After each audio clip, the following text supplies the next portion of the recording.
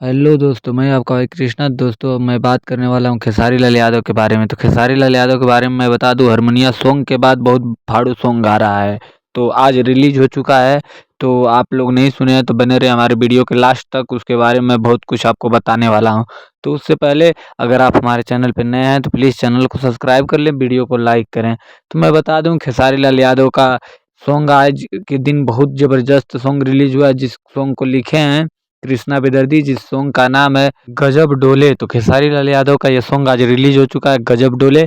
तो जाके सुन सकते हैं, बहुत जबरदस्त सॉन्ग है और टी सीरीज से आया है। तो जाके सुन सकते हैं टी सीरीज पे खेसारी लाल यादव का ये सॉन्ग, जिसमें खेसारी लाल मेल सिंगर हैं और प्रियंका सिंह फीमेल सिंगर है। तो गजब डोले इतना फाड़ू सॉन्ग खेसारी लाल यादव का आया है टी सीरीज से, तो सुनना ना भूलें।